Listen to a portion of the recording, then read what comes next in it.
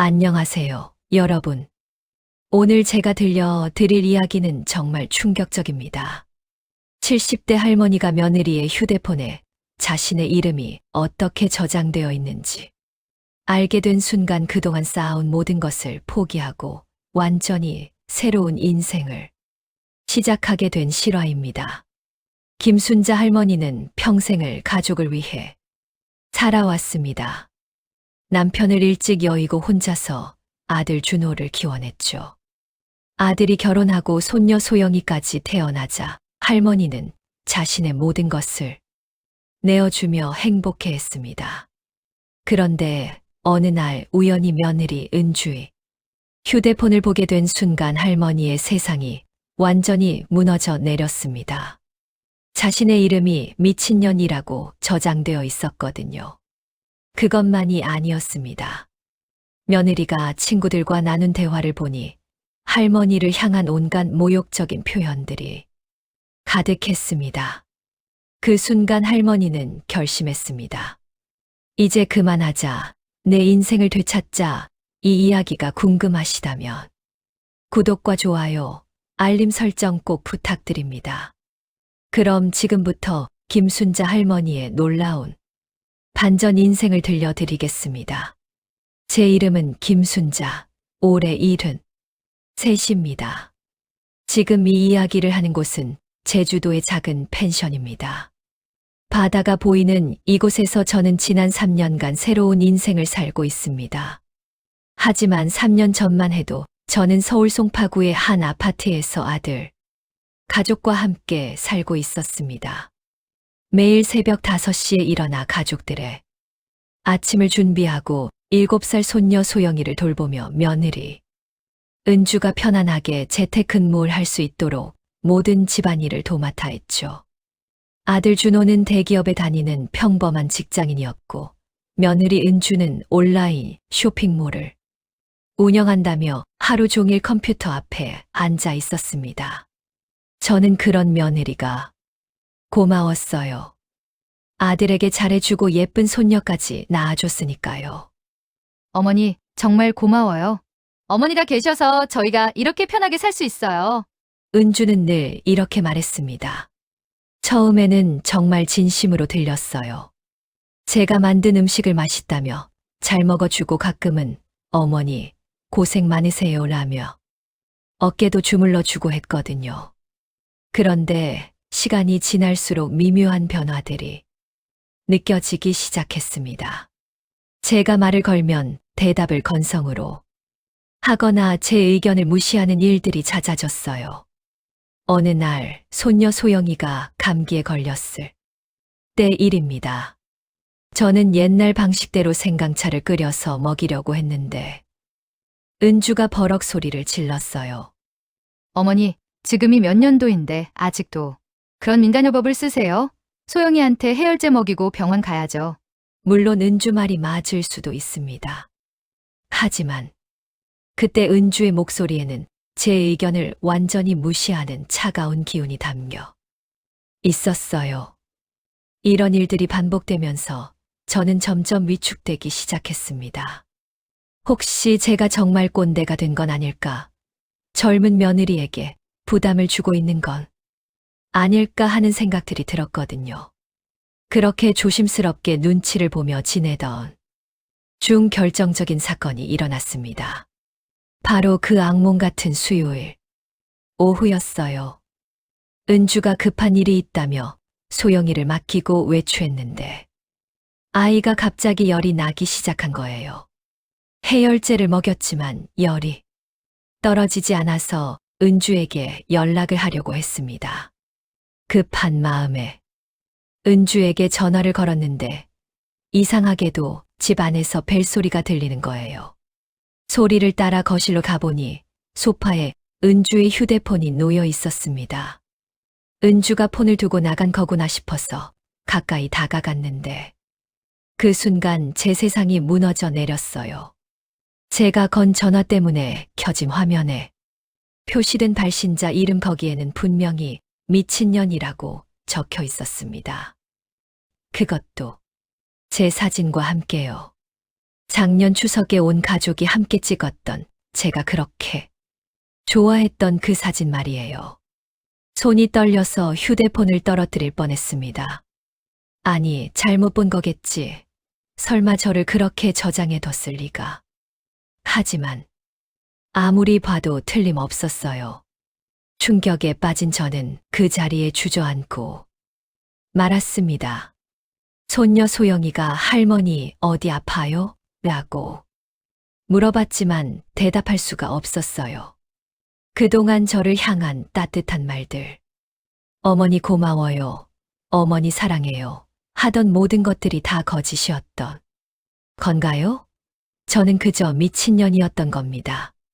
제가 매일 새벽 5시에 일어나 준비한 아침 식사. 정성스럽게 끓인 국 손녀를 돌보며 보낸 모든 시간들이 그녀에게는 어떤 의미였을까요? 더 끔찍한 건 아들 준호는 이 사실을 알고 있을까 하는 생각이었어요. 혹시 아들도 아내와 함께 저를 그런 식으로 생각하고 있는 건 아닐까요? 그날 저는 혼자서 소영이를 데리고 병원에 갔습니다. 아이의 열도 내리고 별다른 문제는 없다는 진단을 받았죠. 은주는 밤 늦게 돌아와서야 소영이가 아팠던 것을 알았습니다. 어머니 고생하셨어요? 정말 감사해요. 하지만 이제 말들이 전혀 다르게 들렸습니다. 진심이 담긴 감사가 아니라 그저 형식적인 인사말일 뿐이었어요. 그날 밤 저는 잠들 수 없었습니다. 계속해서 미친년이라는 단어가 머릿속을 맴돌았거든요. 그리고 한 가지 확실해진 것이 있었습니다. 이제 더 이상 이렇게 살 수는 없다는 것이었어요. 하지만 아직 어떻게 해야 할지는 알 수 없었습니다. 그저 가슴 한 구석에 차가운 분노가 차오르기 시작했을 뿐이었죠. 이후로 며칠간 저는 마치 다른 사람이 된 것처럼 은주를 관찰하기 시작했습니다. 예전에는 그저 며느리의 작은 변화들을 젊은 사람이니까 하고 넘겼던 것들이 이제는 전혀 다르게 보였어요. 아침에 제가 차린 밥상 앞에서 은주가 보이는 미묘한 표정들. 제가 말을 걸 때 돌아오는 건성건성한 대답들. 그리고 제가 손녀를 돌보는 방식에 대해 은근히 간섭하는 모습들까지. 어머니, 소영이한테 과자는 너무 많이 주시면 안 돼요. 요즘 애들 당뇨 걸리기 쉽거든요.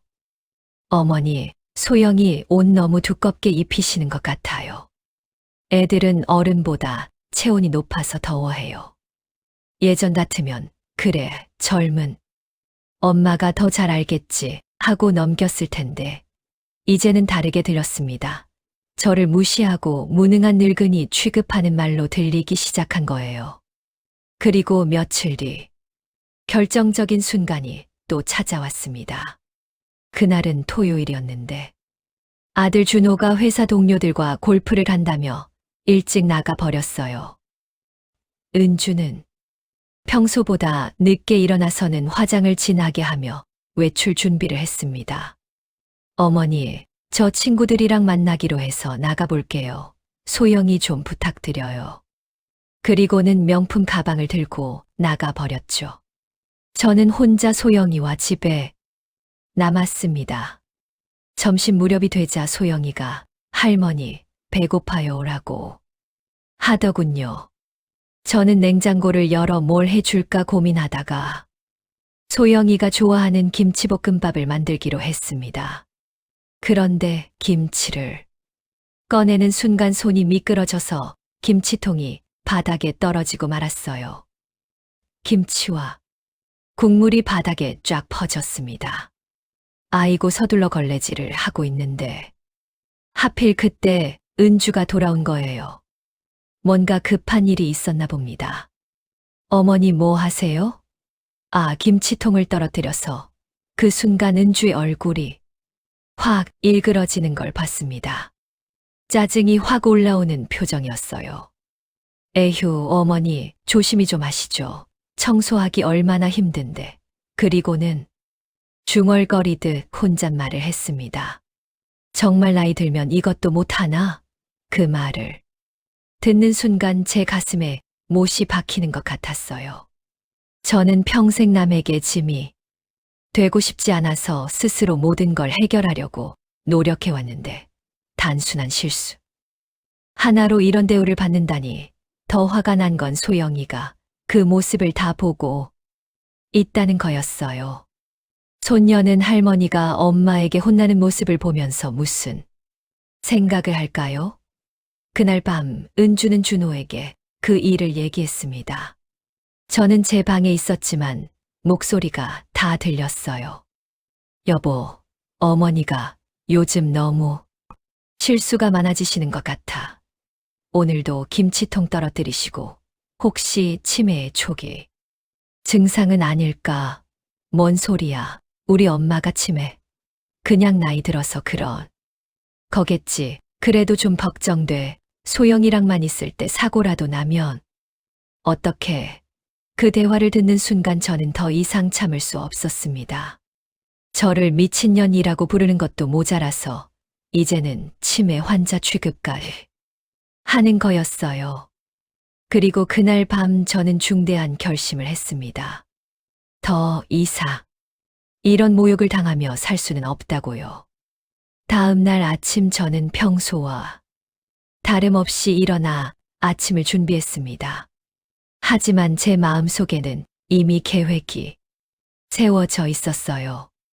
오늘부터 저의 반격이 시작될 거라고 말이죠. 그 주 수요일 저는 평생 해보지 않았던 일을 시작했습니다. 바로 제 재산을 정확히 파악하는 것이었어요. 아들과 며느리가 모두 나가고 소영이가 유치원에 간 뒤 저는 제 방에서 오래된 서류들을 꺼내기 시작했습니다. 은행 통장들, 적금 증서들, 그리고 가장 중요한 아파트 등기부등본까지. 차근차근 계산해 보니 제가 생각했던 것보다 훨씬 많은 돈이 있었습니다. 남편이 남긴 보험금과 제가 평생 모은 적금, 그리고 이 아파트까지 합치면 7억이 넘었어요. 아, 그래서 은주가 참고 있었구나. 냉소적인 웃음이 나왔습니다. 제가 죽으면 모든 게 아들에게, 결국 며느리에게도 돌아갈 거라고 생각하고 있었겠죠. 그날 오후 저는 동네 은행에 갔습니다. 평소 알고 지내던 창구 직원에게 말했어요. 제 명의로 된 모든 계좌를 하나로 합치고 싶어요. 그리고 누구도 함부로 건드릴 수 없게 보안을 강화해 주세요. 어머님 혹시 무슨 일이라도 있으신가요? 아니에요. 그냥 정리하고 싶어서요. 그 다음 날에는 부동산에 갔습니다. 오래전부터 알고 지내던 공인중개사 김 사장님께 조심스럽게 물어봤어요. 사장님 혹시 우리 아파트 지금 시세가 어떻게 돼요? 아, 여사님 대교. 요즘 이 단지가 재개발 얘기도 나오고 해서 많이 올랐어요. 한 6억 정도는 될 것 같은데요. 그럼 만약에 급하게 팔아야 한다면 얼마나 걸릴까요? 김 사장님이 의아한 표정을 지었습니다. 급하게요? 혹시 무슨 일이? 아니에요. 그냥 궁금해서요. 가격만 적당히 맞추면 한 달 안에도 가능하죠. 요즘 이 단지 많이 찼거든요. 집으로 돌아오는 길에 저는 마음을 굳혔습니다. 계획은 이미 머릿속에서 완성되어 있었어요. 그날 저녁 식사 중에 은주가 또 한 번 저를 자극했습니다. 어머니, 요즘 깜빡깜빡 하시는 게 많아지신 것 같아요. 어제도 가습을 끄는 걸 깜빡하셨고. 무슨 소리야? 엄마가 언제 가스불을 안 껐다고. 준호가 반박했지만 은주는 계속했습니다. 당신은 모르잖아요. 낮에 집에 없으니까. 저는 항상 확인해야 해서. 스트레스가 그 순간 저는 젓가락을 탁 내려놨습니다. 은주야, 네. 너는 나를 어떤 사람이라고 생각하니? 갑작스러운 질문에 은주가 당황하는 기색이 역력했어요. 어떤 사람이요? 정직하게 말해. 저는 어머니를 정말 좋은 분이라고 생각해요. 저희를 많이 도와주시고 거짓말 투성이었습니다. 하지만 저는 그냥 웃었어요. 그래, 고맙다. 그리고 그날 밤 저는 마지막 준비를 마쳤습니다. 다음 날 아침 저는 평소보다 더 정성스럽게 아침을 준비했습니다. 준호가 좋아하는 북어국에 은주가 좋아하는 계란말이까지. 마지막이 될지도 모르는 식사였으니까요. 어머니, 오늘 음식이 특히 맛있네요. 준호가 밝게 웃으며 말했습니다. 저는 그런 아들을 바라보며 마음이 아팠어요. 아들은 정말 아무것도 모르고 있었거든요. 그래, 많이 먹어라. 식사를 마친 후 준호와 은주가 나가고 소영이도 유치원에 보낸 뒤 저는 드디어 움직이기 시작했습니다. 제 인생을 되찾기 위한 작전의 시작이었어요. 먼저 제가 향한 곳은 시내에 있는 대형 은행이었습니다. 평소 거래하던 동네 은행이 아닌 아무도 저를 모르는 곳이었어요. 안녕하세요. 계좌 이체를 하려고 하는데 좀 특별한 경우라서요. VIP 상담실로 안내받은 저는 차분하게 설명했습니다. 제 모든 예금을 다른 은행으로 옮기고 싶습니다. 그리고 새로운 계좌는 제 가족들도 절대 알 수 없게 해주세요. 상담사가 놀란 표정을 지었습니다. 어머님, 혹시 무슨 문제라도 문제가 있어서가 아니라 제 돈을 제가 관리하고 싶을 뿐입니다. 결국 모든 절차를 마치는데 2시간이 걸렸습니다. 제 통장에 있던 1억 2천만 원이 모두 새로운 은행으로 옮겨졌어요. 그 다음은 부동산이었습니다. 사장님, 저희 집 팔고 싶습니다. 네, 여사님. 갑자기 왜요? 혹시 아드님은? 아들은 모릅니다. 그리고 모르게 해주세요. 가능한 한 빨리 처리했으면 좋겠어요. 김 사장님은 심각한 표정을 지었습니다. 여사님, 집이 아드님 명의로 되어 있지 않나요? 아니에요. 제 단독 명의입니다. 남편이 돌아가시기 전에 정리해 뒀거든요. 그렇다면 법적으로는 문제 없지만 가족들이 모르신다면 김 사장님, 제가 정신이 온전할 때 내린 결정입니다. 부탁드려요. 결국 사장님은 매물로 내놓기로 했습니다. 시세보다 조금 낮게 가격을 책정해서 빨리 팔릴 수 있도록 했어요. 집으로 돌아오는 길에 저는 이상하게 후련했습니다. 수십 년 만에 제 의지로 뭔가를 결정한다는 느낌이었어요. 그날 저녁 평소와 다름없이 준비하고 있는데 은주가 들어왔습니다. 어머니, 오늘 어디 다녀오셨어요? 응. 왜? 그냥 평소보다 기분이 좋아 보이셔서요. 예리한 여자였습니다. 하지만 저는 아무렇지 않게 대답했어요. 병원에 다녀왔어. 건강검진 받으러. 그러셨구나. 결과는 어떠셨어요? 나이에 비해 건강하다고 하더라. 그날 밤 준호가 퇴근 후 가족 회의를 열자고 했습니다. 엄마, 우리 이번 휴가 때 제주도 여행 어때? 소영이도 바다 구경시켜주고. 좋지, 아들아. 그런데 엄마, 최근에 좀 피곤해 보이시는데 괜찮으세요? 은주가 끼어들었습니다. 맞아요. 어머니, 요즘 자꾸 깜빡깜빡하시고 혹시 병원에서 정밀 검사라도 받아보시는 게 어떨까요? 그 순간 저는 깨달았습니다. 은주가 저를 치매 환자로 몰아가려고 한다는 것을요. 그렇게 되면 저희 재산 관리 능력에 문제가 있다고 주장할 수 있을 테니까요. 은주야, 나는 아직 정정해. 걱정 안 해도 돼. 하지만 어머니, 됐어. 저는 단호하게 말했습니다. 그리고 속으로 생각했어요. 곧 너희가 진짜로 놀라게 될 거야. 그 주 금요일 김 사장님에게서 전화가 왔습니다. 여사님, 벌써 매수자가 나타났어요. 현금 거래를 원하신다고 하니 다음 주에 계약하시면 될 것 같은데요. 정말요? 이렇게 빨리요? 네. 조건이 좋았어. 금세 연락이 왔어요. 드디어 때가 왔습니다. 제가 은주와 준호에게 진실을 말할 때가요. 그날 저녁 저는 평생 해본 적 없는 특별한 저녁을 준비했습니다. 호텔에서나 먹을 법한 정성스러운 코스 요리를요. 어머니, 오늘 무슨 특별한 날인가요? 준호가 신기해하며 물었습니다. 응, 특별한 날이야. 너희에게 중요한 얘기가 있어서 은주의 눈이 반짝였습니다. 분명 좋은 소식이라고 생각했을 거예요.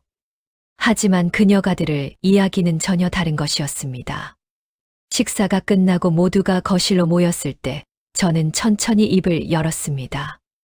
준호야, 은주야, 오늘 너희에게 꼭 해야 할 말이 있어. 두 사람 모두 기대의 찬정으로 저를 바라봤어요. 아마 재산 얘기나 앞으로 더 많이 도와주겠다는 말을 기대했겠죠. 먼저 은주야, 너에게 물어볼 게 있어. 네. 어머니, 너는 나를 어떻게 생각하니? 정말 솔직하게 말해봐. 은주가 당황하며 말을 더듬었습니다. 저는 어머니를 정말 존경하고 그만해. 저는 차분하게 손을 들어 은주의 말을 멈췄습니다. 거짓말은 그만하자. 나는 이미 다 알고 있어. 뭘 알고 계신다는 거예요? 내 휴대폰에 내가 어떻게 저장되어 있는지 말이야. 그 순간 은주의 얼굴이 새하얗게 변했습니다. 준호는 무슨 말인지 몰라 우리를 번갈아 보고 있었어요. 엄마 무슨 소리예요? 준호야, 내 아내는 나를 미친년이라고 부르고 있었어.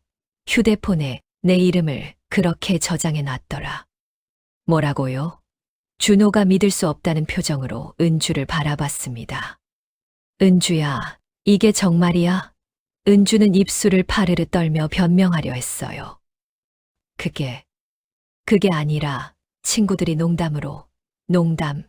저는 냉소적으로 웃었습니다. 그래, 농담이었구나. 내가 평생 너희를 위해 희생한 게 다 농담거렸나 보지. 어머니 정말 죄송해요. 제가 잘못했어요. 이제 와서 사과해봤자 소용없어. 저는 자리에서 일어나 제 방에서 미리 준비해 둔 서류들을 가져왔습니다. 오늘 너희에게 알려줄 게 하나 더 있어. 서류를 테이블에 내려놓으며 말했습니다. 이 집을 팔았어. 네, 뭐라고요? 두 사람이 동시에 소리쳤습니다. 부동산 계약서야. 다음 주에 잔금 받고 이사 나가면 돼. 준호가 서류를 급히 집어들더니 얼굴이 점점 굳어졌어요. 엄마, 이게 뭐예요? 갑자기 집을 팔다니. 갑자기? 나는 충분히 생각하고 결정했어. 하지만 저희와 상의도 없이. 상해? 저는 준호를 똑바로 바라봤습니다. 너희와 왜 상의를 해야 하지? 이 집은 내 명의야. 내 돈으로 산 집이고 은주가 울음을 터뜨리기 시작했어요. 어머니, 제발, 저희가 어디서 살아요? 소영이는 어떡하고요? 그건 너희가 알아서 해야 할 문제야. 나는 이제 내 인생을 살 거야. 엄마, 설마 정말로 집을 팔 생각이세요? 이미 팔았어. 다음 주 금요일까지 이사 나가면 돼. 그 순간 은주가 제 앞에 무릎을 꿇었습니다. 어머니, 제발요. 제가 잘못했어요. 다시는 그런 일 없을게요. 제발 집은. 일어서 저는 차갑게 말했습니다. 무릎 꿇는다고 해서 달라지는 건 없어. 너는 이미 나를 미친년이라고 불렀잖아. 준호도 당황해서 어쩔 줄 몰라 했어요. 엄마, 그럼 우리는 어떻게 해요? 갑자기 이사를 나가라니. 준호야, 너는 대기업에 다니잖아. 은주도 쇼핑몰 운영한다며. 둘이 벌면 충분히 살 수 있을 거야. 하지만 전세금도 없고 갑자기 어떻게? 그건 내가 알바 아니야. 저는 마지막으로 가장 중요한 말을 했습니다. 그리고 앞으로 나는 너희와 연락하지 않을 거야. 넷째. 주소도 알려주지 않을 거고. 엄마, 이제 끝이야. 나는 70년 넘게 남을 위해 살았어. 이제 남은 시간만큼은 나를 위해 살 거야. 그날 밤 집안은 아수라장이 되었습니다. 하지만 저는 더 이상 흔들리지 않았어요. 제 새로운 인생이 시작되는 거였으니까요. 그 다음 며칠은 정말 지옥 같았습니다. 하지만 지옥을 경험하는 건 저가 아니라 그들이었어요. 은주는 매일 제 앞에서 무릎을 꿇고 울며 빌었습니다. 어머니 제발요. 제가 정말 잘못했어요. 앞으로 효부가 될게요. 집만은 하지만 저는 마음을 바꾸지 않았어요. 은주야, 이미 늦었어. 너는 나를 미친년이라고 불렀잖아. 준호도 회사에서 일찍 들어와 저를 설득하려 했습니다. 엄마, 저희가 잘못했어요. 하지만 소영이 생각해서라도 소영이는 너희가 알아서 키워야지. 나는 이제 할머니 역할도 그만둘 거야. 그들이 가장 당황한 건 제가 은행에서 모든 돈을 빼서 다른 곳으로 옮긴 걸 알았을 때였어요. 엄마, 통장이 다 비어 있어요. 당연하지. 내 돈인데 내가 가져갔어. 그럼 저희는 정말 어떻게 살아요? 너희끼리 알아서 해. 준호가 절망적인 표정으로 물었습니다. 엄마, 정말 한 푼도 안 도와주실 거예요? 응. 한 푼도. 그 순간 은주가 본색을 드러냈어요. 이게 뭐예요? 지금까지 어머니 모시고 산 게 아무것도 아니라는 거예요. 모셨다고? 저는 차가운 웃음을 지었습니다. 너는 나를 모신 게 아니라 내 돈을 모신 거잖아. 그게 아니라. 그럼 뭐야? 나를 미친년이라고 부르면서 모셨다는 거야. 은주가 할 말이 없어. 입을 다물었어요. 준호는 마지막으로 감정에 호소해봤습니다. 엄마, 그래도 저는 어머니의 아들이잖아요. 혈육이잖아요. 혈육. 저는 준호를 쳐다봤습니다. 혈육이면 왜 내 아내가 나를 그렇게 부르는 걸 몰랐니? 아니면 알고도 모른 척했니? 저는 정말 몰랐어요. 그럼 더 한심하네. 내 아내가 시어머니를 어떻게 대하는지도 모르고 살았다는 거잖아. 그날 저녁 준호와 은주는 심각한 대화를 나눴습니다. 저는 제 방에 있었지만 다 들렸어요. 은주야, 정말 어머니를 그렇게 저장해뒀어. 미안해. 친구들이 다 그렇게 하라고 했어. 친구들이 하라고 했다고. 그럼 너는 주체성이 없어. 그게 아니라 스트레스가 너무 심해서. 스트레스. 우리 엄마가 뭘 잘못했다고. 맨날 간섭하고 잔소리하고. 그게 간섭이지 도움이야? 엄마가 집안일 다 해주고 소영이까지 봐주셨는데. 드디어 준호도 상황의 심각성을 깨닫기 시작한 것 같았어요. 은주야, 너 때문에 우리 가족이 망했어. 나 때문에 당신도 어머니 돈 생각 안 했어. 솔직히 말해봐. 결국 그들은 서로를 탓하며 싸우기 시작했습니다. 그 모습을 보면서 저는 확신했어요. 제가 내린 결정이 옳다는 걸 말이에요. 이틀 후 부동산에서 잔금을 받고 집이 완전히 넘어갔습니다. 저는 미리 준비해둔 제주도의 작은 펜션으로 이사를 갔어요. 떠나는 날 아침 소영이가 울면서 매달렸습니다. 할머니, 어디 가요? 저도 데려가 주세요. 그 순간만큼은 정말 마음이 아팠어요. 하지만 저는 마음을 굳게 먹었습니다. 소영아, 할머니는 이제 멀리 가야 해. 엄마, 아빠랑 잘 지내야 해.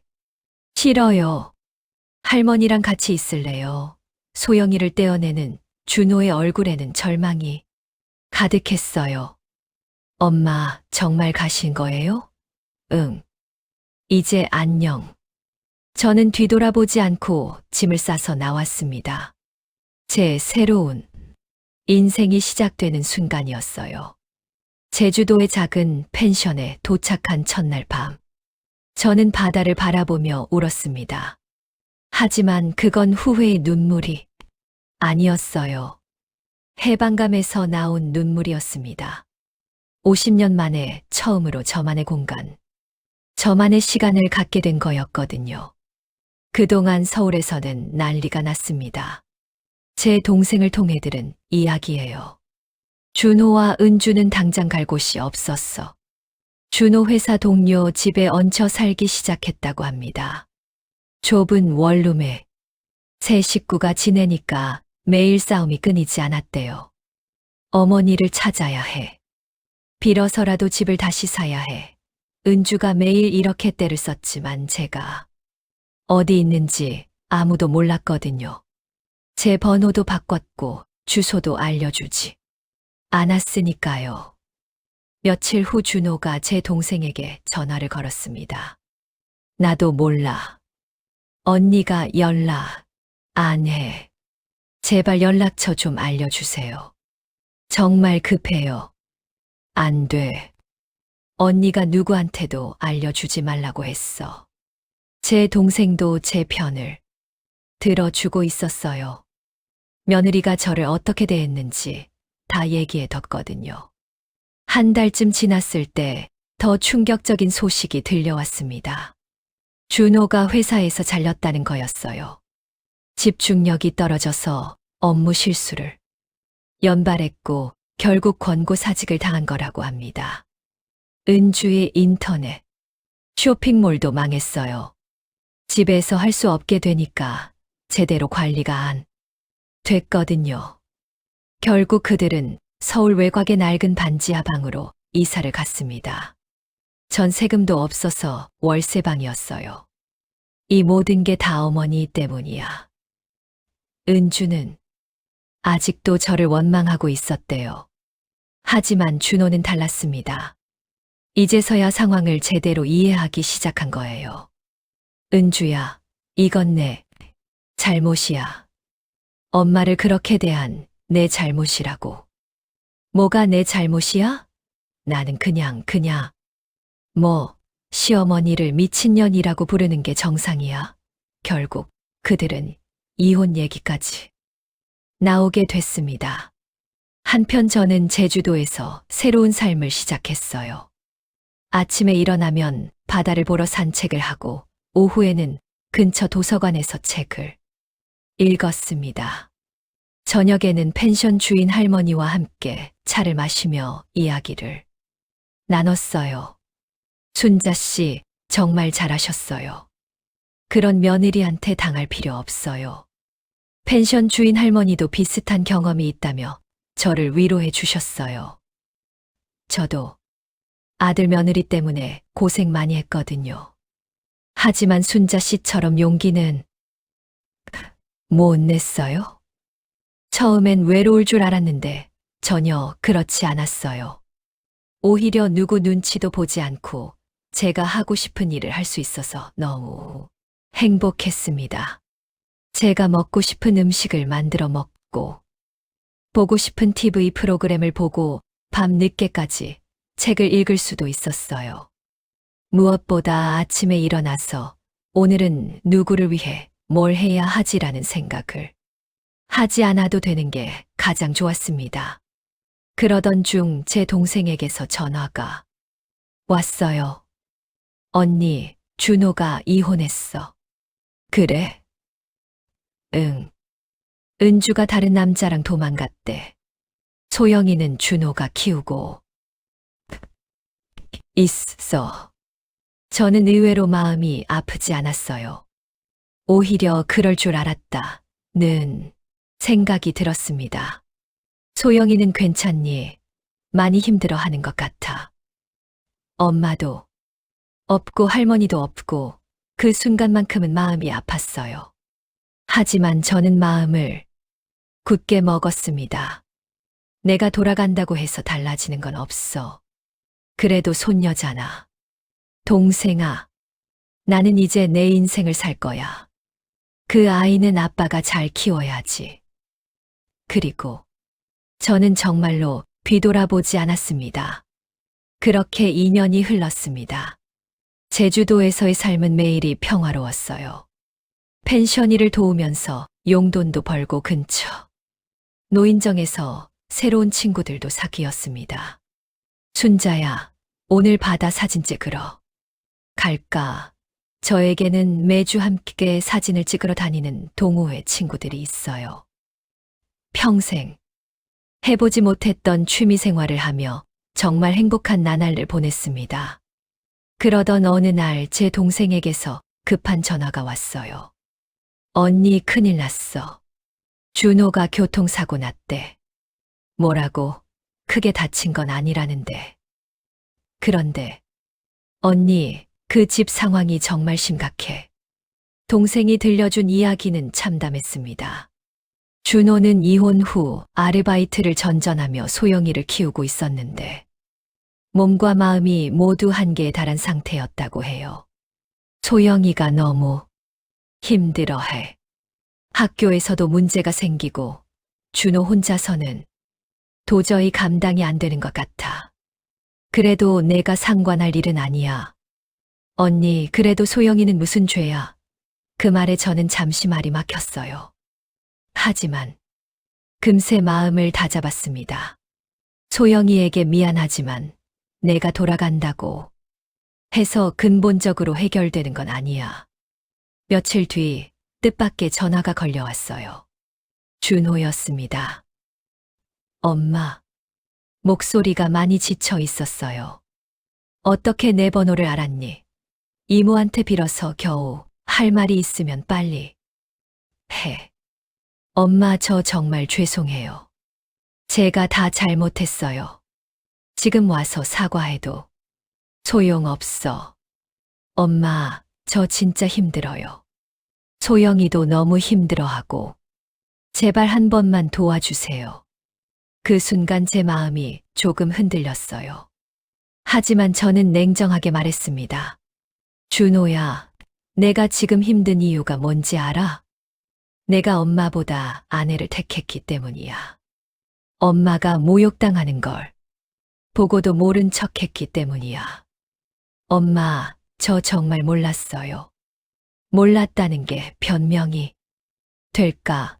내 아내가 시어머니를 어떻게 대하는지 몰랐다는 게. 준호가 울음을 터뜨렸어요. 엄마, 제발요. 소영이 때문에라도.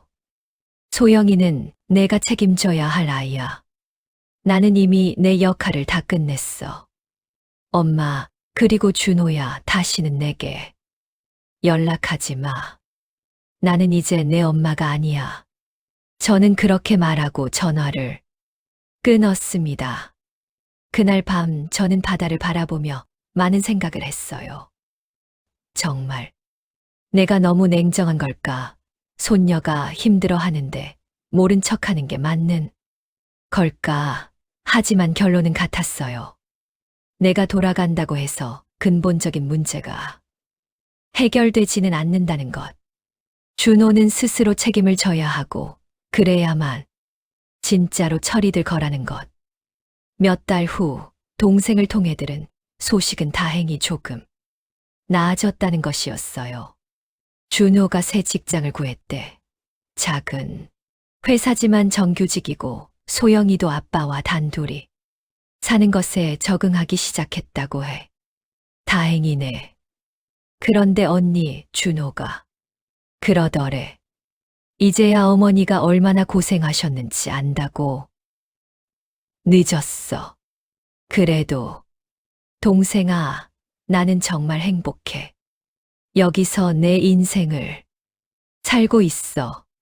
그건 진심이었어요. 저는 정말로 행복했습니다.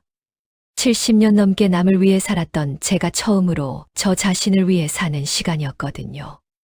그리고 무엇보다 다시는 누구에게 미친년이라고 불리지 않아도 되는 곳에서 살고 있다는 게 가장 큰 행복이었습니다. 지금은 그 일이 있은 지 3년이 지났습니다. 저는 여전히 제주도에서 행복하게 살고 있어요. 아침에는 바다를 보며 산책하고 오후에는 펜션 손님들을 도우며 저녁에는 동호회 친구들과 시간을 보냅니다. 얼마 전에는 제가 찍은 사진들로 작은 전시회도 열었어요.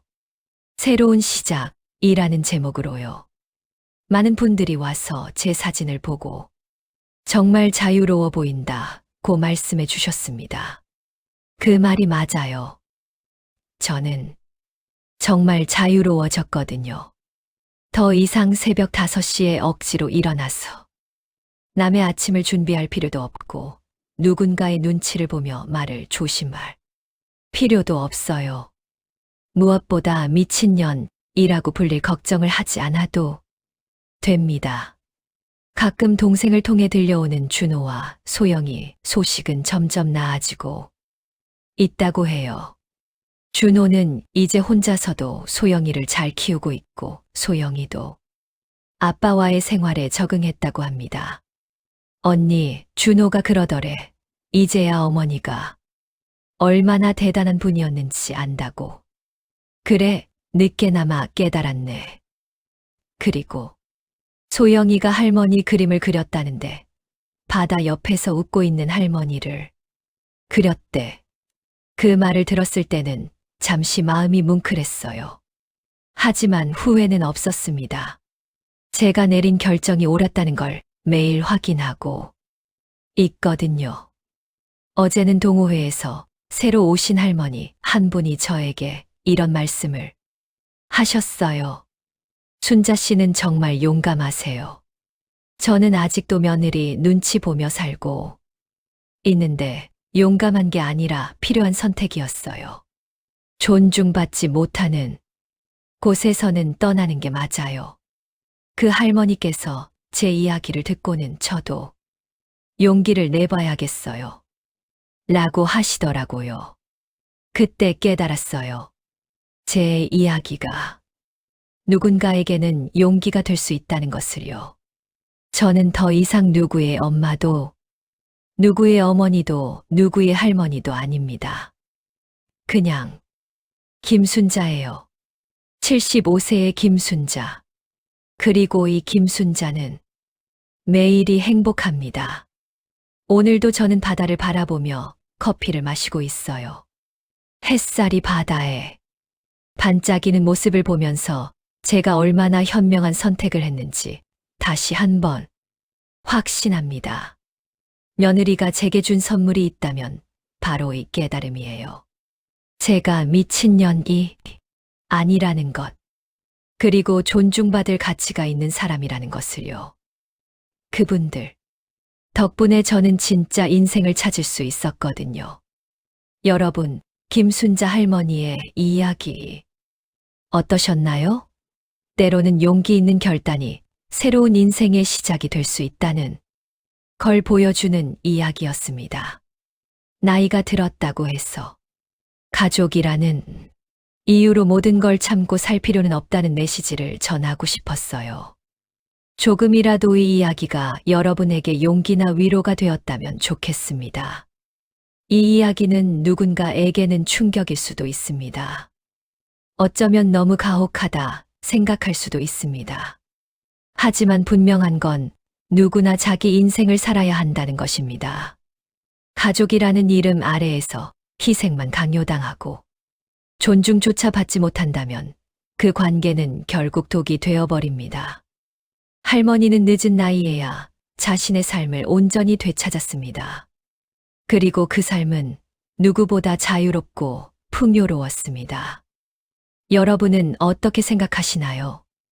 여러분이라면 미친년이라는 이름을 보게 된 순간 어떤 선택을 하셨을까요?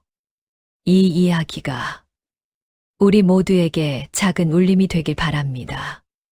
이런 시니어분들의 진솔한 이야기가 더 듣고 싶으시다면 구독과 좋아요, 알림, 설정 꼭 부탁드려요. 여러분의 응원이 더 많은 이야기를 전할 수 있는 힘이 됩니다.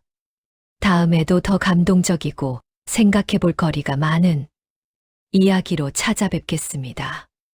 오늘의 이야기 여기서 마칩니다. 들어주셔서 감사합니다.